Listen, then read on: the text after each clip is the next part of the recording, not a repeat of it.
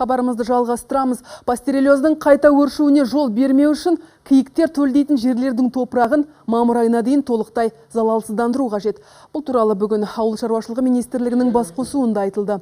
Залалсыздандыру жұмыстарын жүргізудің жол картасы дайын, алайда бұл мақсатқа әлі күнге дейін қазынадан қаржы бөлінген жоқ дейді ғалымдар. Қызыл кітапқа енген дала еркесінің саны бүгінде 300 мыңға жетпейді.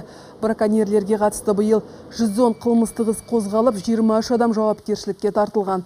Ал заңсыз аң атушылармен күрес жүргізетін мекемелердің мамандары қолға түскен қаскөйлерді түгелдей жауапкершілікке тартып, олардың мүлкін тәркілеуді ұсынып отыр. Мәселен, қазіргі кезде 5 браконьер ұсталса, оның біреуі ғана жазаланып, қалғаны куәгер ретінде тіркеледі екен. Ұсталынған браконьерлердің бәрі түгел жауапқа тартылсын деген біздің осындай үмітіміз бар. 2013-2014 жылдар сол қылмыстық кодексінде ұсталынған мәшінелердің бәрі міндетті түрде тіркелетін. Ал енді қазіргі жаңадан 2015 жылғы қылмыстық кодекстің талабы бойынша ол міндетті түрде ондай несі көрсетілмеген. Ұсталынған мәселе соттан кейін қайтып, сол өздерінің қожайындарына қайтарып береді.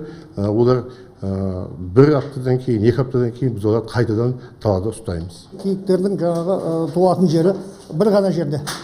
Бірнеше мыңдаған киіктер бір жерде жаңағы төлдейді. Ол жерлерде топырақ залалсыздандыру керек топырақты. Не десеңіз, бірнеше жылдан бері ол жерде инфекция бар. Топырақтағы инфекция малға жұғады.